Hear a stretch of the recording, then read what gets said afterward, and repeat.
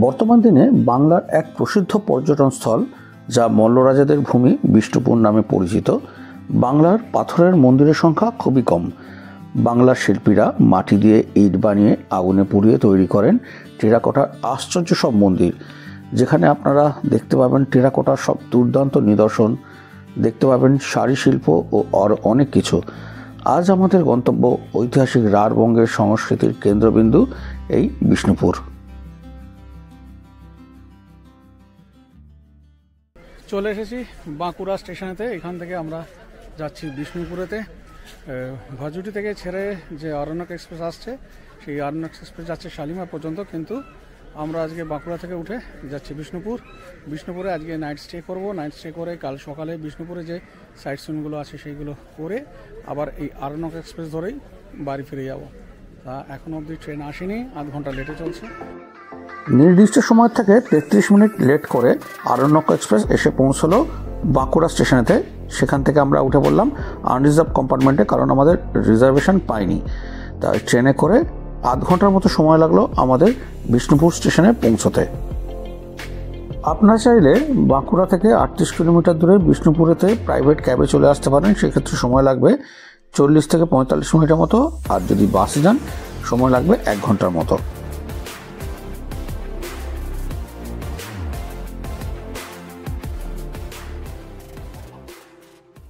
আমরা ভজুডি শালিমার আরণ্যক এক্সপ্রেস করে চলে এলাম বাঁকুড়া থেকে বিষ্ণুপুরেতে।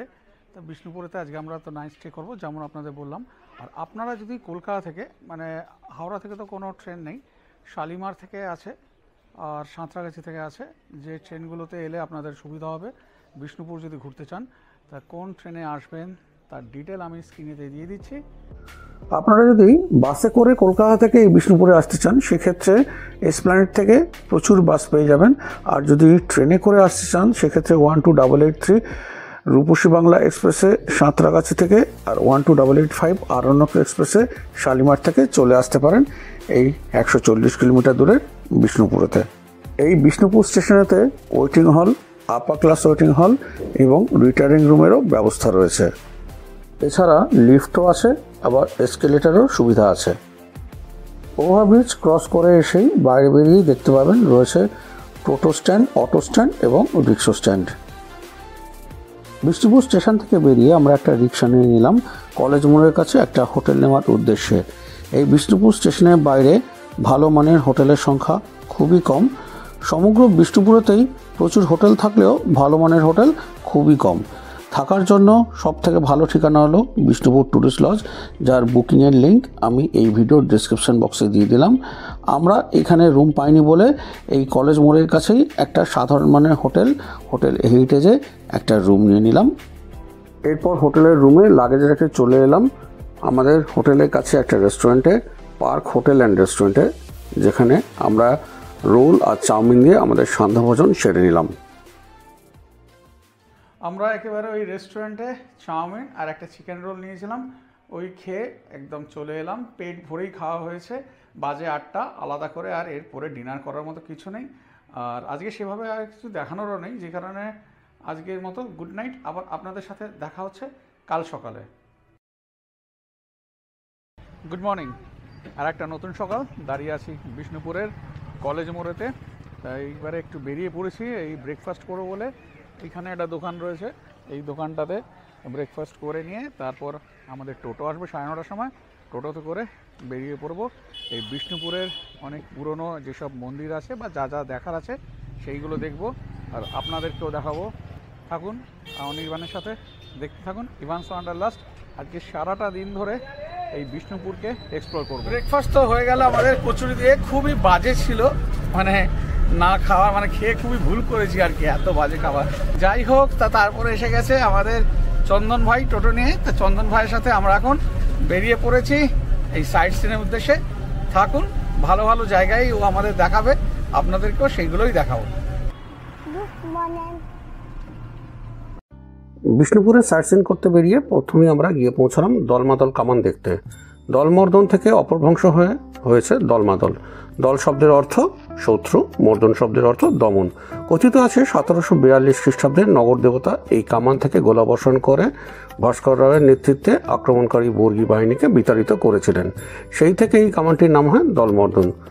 1919 খ্রিস্টাব্দে ব্রিটিশ সরকার টুরিস্ট আকর্ষণের জন্য কামানটিকে বেদির ওপর স্থাপন করেন। 63টি লোহার আংটা পেটাই করে এটি তৈরি করা হয়। এরপরে আমরা গিয়ে পৌঁছালাম ছিন্নমস্তার মন্দির। এখানে মায়ের মূর্তি একটা গোটা শ্বেত পাথর দিয়ে তৈরি। ভেতরে ফটোগ্রাফি অ্যালাউড না বলে আপনাদেরকে দেখাতে পারলাম না। ছিন্নমস্তা মায়ের মন্দির দেখে আমরা গিয়ে পৌঁছালাম নন্দলাল মন্দিরেতে। ল্যাটেরাইট পাথরে তৈরি এই মন্দিরটি একরত্ন শৈলীর। মন্দিরের কোনো প্রতিষ্ঠা লেখা নেই। মন্দিরের শৈলী ও অন্যান্য সাধারণ বিষয় পর্যবেক্ষণ করে অনুমিত হয় মন্দিরটি অষ্টাদশ শতাব্দীর শেষের দিকে কোনো এক সময় নির্মিত হয়েছিল। এরপর আমরা গিয়ে পৌঁছলাম রাধা মাধব মন্দির দেখতে। মল্লরাজ গোপাল সিংহের পুত্রবধূ চূড়ামণি দেবী 1737 খ্রিস্টাব্দে মন্দিরটি প্রতিষ্ঠা করেন। মাকড়া পাথরের এই মন্দিরের গায়ে কৃষ্ণলীলা, পুরাণ কাহিনী ও সমসাময়িক জীবনযাত্রা বর্ণিত আছে। এবার বলি বিষ্ণুপুর আপনারা কখন আসবেন। বিষ্ণুপুরে যদিও সারা বছরই আসা যায়, কিন্তু গরমের সময় এখানে গরমের আধিক্য অত্যাধিক বেশি হওয়ায় সবসময় আপনাদের উচিত হবে শীতকালে আসা, মানে নভেম্বর থেকে ফেব্রুয়ারি মাসের মধ্যে এই বিষ্ণুপুরে চলে আসা।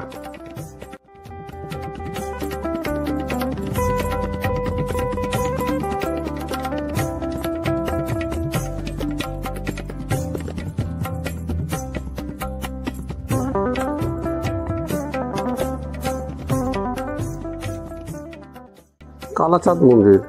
এই রাধা মাধব মন্দিরের চত্বরেই রয়েছে এই কালাচাঁদ মন্দির। মাকড়া পাথরে নির্মিত এই মন্দিরটি 1656 খ্রিস্টাব্দে মঙ্গলরাজ রঘুনাথ সিংহ প্রতিষ্ঠা করেন।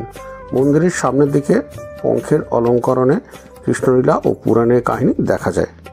এই কালাচাঁদ মন্দিরের পাশেই চোখে পড়লো একটা শিমুল গাছ, প্রায় 20-22 বছরের পুরনো, যার গোড়াটা প্রায় 10 থেকে 12 ফুট চওড়া। এরপর আমরা গিয়ে পৌঁছলাম লালগড়। সপ্তদশ শতাব্দীতে মল্লরাজাদের আমলে এই গড়টি তৈরি হয়। এটি মূলত একটি জলাধার। ল্যাটেরাইট পাথর দিয়ে তৈরি এই জলাধারটির মাঝখানে 40 ফুট গভীর একটি চৌকো কুয়ো আছে। সেখান থেকে ঘোড়ায় বা বলদের সাহায্যে বড় পাত্র করে জল টেনে তোলা হতো। কুয়োটির গা বেয়ে সিঁড়ি নেমে অনেক গভীরে চলে গেছে। 2001 সালে বাঁকুড়া জেলা পরিষদ লালগড়কে ঘিরে একটি পর্যটন স্থল তথা প্রাকৃতিক উদ্যান গড়ে তোলে। বর্তমানে একটি ওয়াচ টাওয়ারও এখানে আছে। খুব সুন্দর সাজানো, পরিষ্কার পরিচ্ছন্ন এই উদ্যানটি দেখতে মন্দ লাগবে না।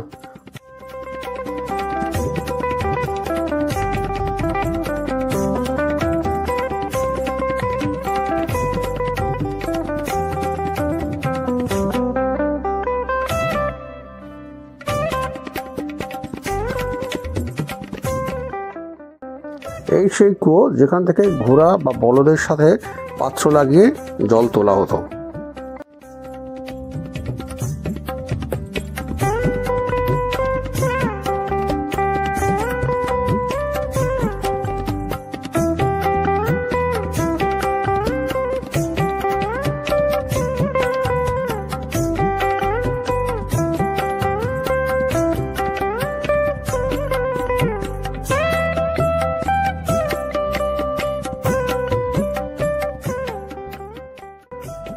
এই উদ্যান থেকে পাথরের কয়েকটা সিঁড়ি উঠে আবার সেখান থেকে নেমে রয়েছে একটা ওয়াচ টাওয়ার, কিন্তু ওয়াচ টাওয়ারে তালা লাগানো ছিল বলে আমি আর ওপরে উঠতে পারলাম না।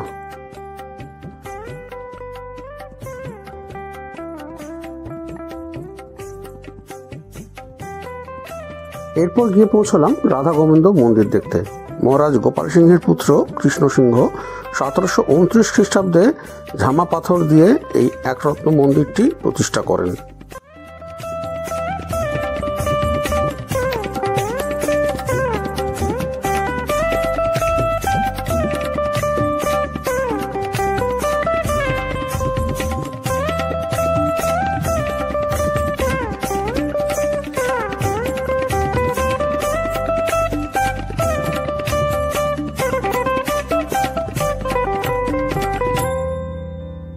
এরপর গিয়ে পৌঁছলাম পোড়ামাটির হাট। ছিন্নমস্তা মন্দিরের নিকট জোর মন্দির সংলগ্ন এলাকায় এইখানে পোড়ামাটির হাট। আদিবাসী নৃত্য, বাউল, কীর্তন, লোকসঙ্গীত সহ বিভিন্ন হারিয়ে যাওয়া সংস্কৃতি এবং ঘরোয়া খাবার নিয়ে এখানে প্রত্যেক শনিবার ও রোববার মেলা বসে। এছাড়া আছে বিভিন্ন শিল্পের সম্ভার, যা ওই মেলাতেও দেখতে পাওয়া যায়।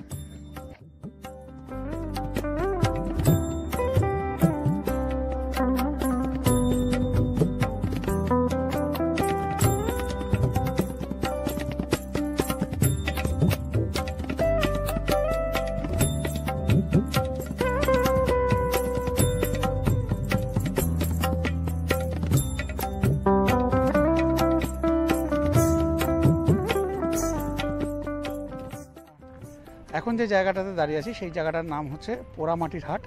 যদিও এখানে শনিবার রবিবার বিকেল 3টে থেকে হাট বসে। আর আজকে এখানে প্রচুর মানুষের সমাগম হয়েছে, কারণ বহু দূর দূর থেকে এসেছে। এখানে একটা ক্যাম্প হচ্ছে পেন্টিংয়ের ওপরে, সব ভালো ভালো আর্টিস্টরা এসেছেন, যেমন দেখালাম আপনাদেরকে, বহু দূর থেকে এসেছে আমি যেটা জানতে পারলাম। তো সবে এখন শুরু হয়েছে আর সবাই তাদের পেন্টিং তো দেখাবে না, যে কারণে পেন্টিংটা আমি দেখাতে পারছি না কারোরই। শুধু যে এসেছেন অনেক দূর দূর থেকে এখানে হচ্ছে সেটা আমি আপনাদেরকে দেখিয়ে দিলাম। পোড়ামাটির হাট সংলগ্ন এরিয়াতেই রয়েছে জোর মন্দির শ্রেণী। একরত্ন মন্দিরগুলির মধ্যে সবচেয়ে এটি অন্যতম। দুটি বৃহৎ মন্দির ও এক ক্ষুদ্র মন্দির নিয়ে অঞ্চলটি জোর মন্দির শ্রেণী নামে পরিচিত। মাকড়া পাথরের এই মন্দিরগুলি মল্লরাজ গোপাল সিংহ 1726 খ্রিস্টাব্দে প্রতিষ্ঠা করেন। মন্দিরের সামনের দিকে পঙ্খের অলঙ্করণে পুরাণের কাহিনী দেখা যায়। এরপর আমরা গিয়ে পৌঁছলাম এই বিষ্ণুপুরের সবথেকে আকর্ষণীয় রাসমঞ্চ দেখতে। মল্লরাজা বীরহাম্বির আনুমানিক 1600 খ্রিস্টাব্দে এই মঞ্চটি প্রতিষ্ঠা করেন। মল্লরাজাদের আমলে বার্ষিক রাস উৎসবের সময় বিষ্ণুপুরের যাবতীয় রাধাকৃষ্ণ বিগ্রহ জনসাধারণের দর্শনের জন্য এখানে আনা হতো। 1600 খ্রিস্টাব্দ থেকে 1932 খ্রিস্টাব্দ পর্যন্ত রাস উৎসব হয়েছে। এক অভিনব স্থাপত্য যা ভারতবর্ষের কোথাও দেখা যায় না। এর নিচের বেদি মাকড়া পাথরের তৈরি আর উপরের স্থাপত্য ইটের। সৌধটির উপরের দিকটি পিরামিডাকৃতি, মাঝের দিকটি বাংলা চালার ন্যায় এবং নিচের খিলানগুলি ইসলামিক বা মুসলিম স্থাপত্যের ন্যায়। একটা কথা আপনাদের জানিয়ে রাখি, এই রাসমঞ্চে এসে আপনারা যদি অফলাইন টিকিট করে নেন কাউন্টার থেকে, সেক্ষেত্রে মাথাপিছু 30 টাকা করে লাগবে। আর যদি স্ক্যান করে টিকিট কাটেন সেক্ষেত্রে মাথাপিছু 25 টাকা করে টিকিট লাগবে। আর এই টিকিটটা সযত্নে রেখে দেবেন, কারণ এই টিকিটে এরপরে বেশ কিছু মন্দির আপনারা দেখে নিতে পারবেন। এই দুর্দান্ত রাসমঞ্চ দেখে যেখান দিয়ে বেরোলাম, বেরোতেই চোখে পড়লো একটা সুন্দর দোকান, যেখানে বিভিন্ন রকমের এই টেরাকোটার মাটির জিনিস রয়েছে, ঘর সাজানোর দারুণ দারুণ জিনিস রয়েছে। এখানকার যে শিল্পী উনি তার কাজও করে যাচ্ছেন। সব কিছু দেখে একদম মুগ্ধ হয়ে গেলাম। আপনারা যখন আসবেন অতি অবশ্যই এই দোকানটা এসে একটু দেখে নেবেন, আপনারা আপনাদের পছন্দ মতো জিনিস এখান থেকে কিনে নিতে পারেন। তারপর আমরা পৌঁছে গেলাম তাঁত ঘরে। এখানে গিয়ে দেখলাম তৈরি হচ্ছে দুর্দান্ত স্বর্ণচুরি, আর আরেকদিকে তৈরি হচ্ছে বালুচুরি।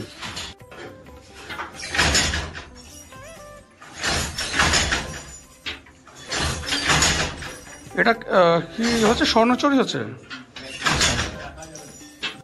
এখানে এসে আপনারা তো কিভাবে শাড়ি বোনা হচ্ছে সে তো দেখতে পাবেনই, তার সাথে এদের লাগোয়াই এদের দোকান রয়েছে, যেখানে বাজারের থেকে একটু কম দামে শাড়ি আপনারা পেয়ে যেতে পারেন। আর যেখানে আপনারা পেয়ে যাবেন কাতান, সিল্ক, তাঁত, বালুচুরি, স্বর্ণচুরি, আরও অনেক কিছু। স্ক্রিনে এদের ফোন নাম্বার দিয়ে দিচ্ছি, আপনারা চাইলে ফোন করেও আসতে পারেন। কিভাবে শাড়ি বোনা হচ্ছে সে তো আপনাদের দেখিয়ে নিলাম। এবার চলুন এদের যে ডিসপ্লে কাউন্টার আছে সেখানে নিয়ে যাই। দেখুন এখানে কি সুন্দর সুন্দর ভ্যারাইটি শাড়ি পাওয়া যায়।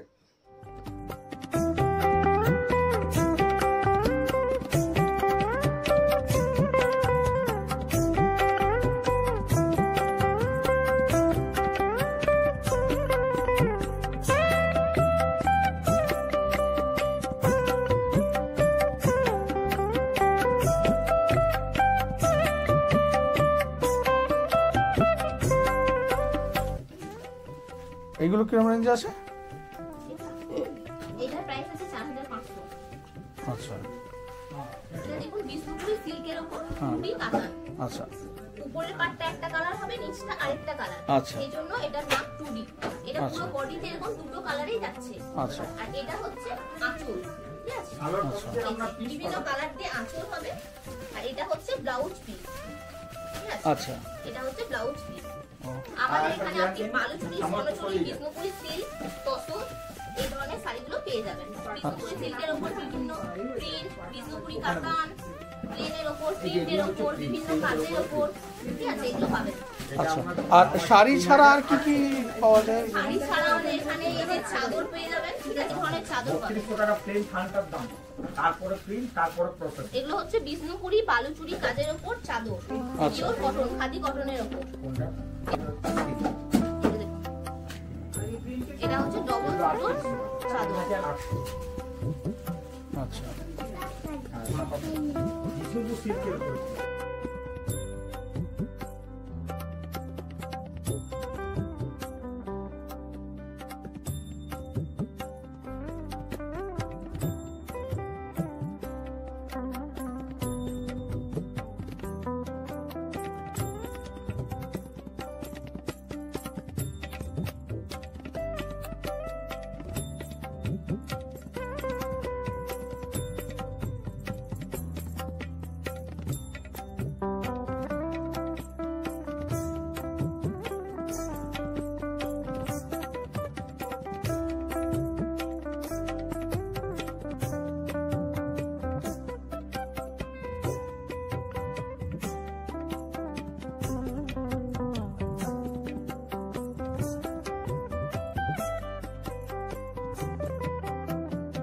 তাঁতঘর দেখে নিয়ে আমরা পৌঁছে গেলাম মল্লেশ্বর শিব মন্দির, যেটা বহু প্রাচীন আর খুব জাগ্রত শিব মন্দির হিসাবে পরিচিত এই বিষ্ণুপুরেতে।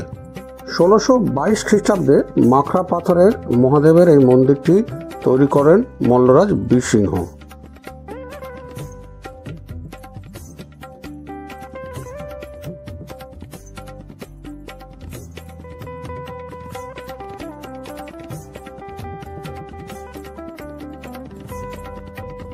মল্লেশ্বর শিব মন্দির দেখে নিয়ে আমরা পৌঁছে গেলাম মদনমোহন মন্দিরেতে। মল্লরাজ দুর্জন সিংহ 1694 খ্রিস্টাব্দে এই একরত্ন ইটের মন্দিরটি প্রতিষ্ঠা করেন। এখানে নিচের দিকে পশু পাখি, কৃষ্ণলীলা, দশাবতার ও অন্যান্য পৌরাণিক কাহিনী ভাস্কর্য রূপায়িত রয়েছে। আর উপরের দিকে আছে যুদ্ধ দৃশ্য। এই মন্দিরের ভিতরের দিকে ড্রাগন সদৃশ্য পৌরাণিক ভাস্কর্য দেখা যায়। মদনমোহন ঠাকুরের নিত্য সেবা, রাস, দোল ও নামযজ্ঞ এখনও এখানে হয়ে চলে। তো চলুন আমরা এই মন্দিরটাকে ভালো করে এবার দেখে নিই।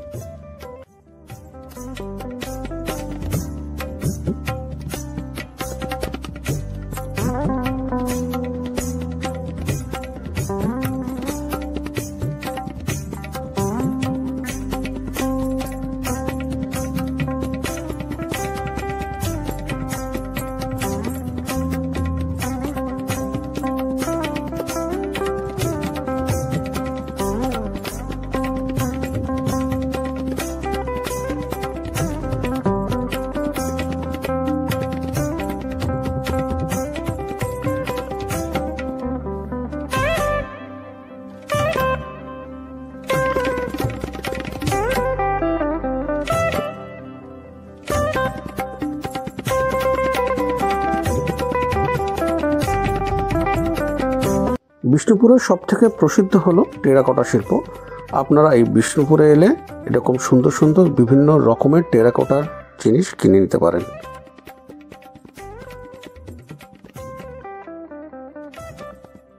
এরপর আমরা পৌঁছলাম পুরনো কেল্লার তরুণদ্বার বা বড় পাথর দরজা। মাখরা পাথরের তৈরি খিলান সজ্জিত এই প্রবেশপথটি পাথর দরজা বলে পরিচিত। এটি ছিল বিষ্ণুপুরের প্রাচীন দুর্গের উত্তর দিকের প্রবেশপথ। তোরণ মধ্যস্থ প্রবেশপথের দুই দিকে সৈন্য সমাহারের উপযোগী ছিল এই দ্বিতল দালান। তীরন্দাজ ও বন্দুকধারী সৈন্যদের অস্ত্র চালাবার জন্য এই দালানগুলিতে ক্ষুদ্র গর্ত ছিল। সম্ভবত সপ্তদশ শতকের মধ্যভাগে মল্লরাজ বীরসিংহ এটি তৈরি করেছিলেন। এই বড় পাথর দরজার অদূরেই রয়েছে ছোট পাথর দরজা। সম্ভবত মল্লরাজ বীরসিংহ সপ্তদশ শতকের দ্বিতীয়ার্ধে মাখরা পাথরের এই প্রবেশপথটি নির্মাণ করেন। বড় পাথর দরজার পাশে রয়েছে রাধা লালজিউ মন্দির। মল্লরাজ বীরসিংহ 1658 খ্রিস্টাব্দে শ্রী রাধিকা ও কৃষ্ণের আনন্দের জন্য এই পাথরের মন্দিরটি প্রতিষ্ঠা করেন। এই মন্দিরের বিগ্রহ বর্তমানে কৃষ্ণগঞ্জ মহল্লায় নবনির্মিত মন্দিরে প্রতিষ্ঠিত আছে।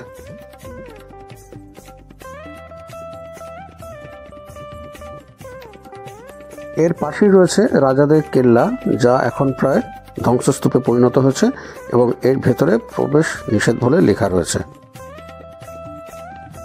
এরপর আমরা গিয়ে পৌঁছলাম অধীরের মৃন্ময়ী মাতার মন্দিরেতে। মল্লরাজ জগৎমল্ল 997 খ্রিস্টাব্দে দেবীর দৈবাদেশ পেয়ে মন্দির ও মূর্তি প্রতিষ্ঠা করেন বলে কথিত আছে। এই মূর্তিটি গঙ্গামাটির তৈরি। দুর্গোৎসবের সময় 15 দিন ধরে পটে পূজা হয়। মল্লরাজাদের সময় থেকে এখনও অবধি এই মায়ের পুজো হয় তোপধ্বনি করে। মহাষ্টমীর সন্ধিক্ষণের সময় তোপধ্বনি দেখতে প্রচুর লোকের ও পর্যটকদের এখানে সমাগম হয়। কথিত আছে রামকৃষ্ণদেব মাকে দর্শন করতে এখানেই এসেছিলেন। মন্দিরের পিছনেই রয়েছে রাজবাড়ির ধ্বংসাবশেষ এবং একটি বড় পুকুর, যেটা এখানকার রাজবাড়ির সকলে ব্যবহার করতেন। এরপরে আমরা গিয়ে পৌঁছলাম জোরবাংলা মন্দির দেখতে। অপূর্ব স্থাপত্যকলার এই মন্দিরটি মল্লরাজ প্রথম রঘুনাথ সিংহ 1655 খ্রিস্টাব্দে প্রতিষ্ঠা করেন। পরস্পর সংযুক্ত দুটি দোচালা কুটিরের সমন্বয়ে গঠিত এবং সংযুক্ত অংশের মধ্যস্থলে একটি চারচালা শিখর বিদ্যমান, তাই মন্দিরটির নাম জোরবাংলা। কৃষ্ণরায়ের মন্দির নামে পরিচিত হলেও বাংলার স্থাপত্য অনুসারে জোরবাংলা মন্দির বলা হয়। মন্দিরের চারদিকে রামায়ণ মহাভারতের কাহিনী, শিকার দৃশ্য, সামাজিক জীবনযাত্রার দৃশ্য শিল্পীরা সুন্দরভাবে ফুটিয়ে তুলেছেন। বাংলার পোড়ামাটির অলঙ্করণের শ্রেষ্ঠ নিদর্শন এই মন্দিরটি। এরপর আমরা গিয়ে পৌঁছলাম আমাদের বিষ্ণুপুরের সাইট সিন ভ্রমণের শেষ পয়েন্ট শ্যামরায় মন্দিরে। টেরাকোটার কাজে সমৃদ্ধ এই পঞ্চরত্ন মন্দিরটি 1643 খ্রিস্টাব্দে মল্লরাজ রঘুনাথ সিংহ প্রতিষ্ঠা করেন। এই মন্দিরের বাইরে ও ভেতরের দেওয়ালে রাসলীলা, ফুলকারি কাজ ও রামায়ণ মহাভারতের দৃশ্য দেখা যায়।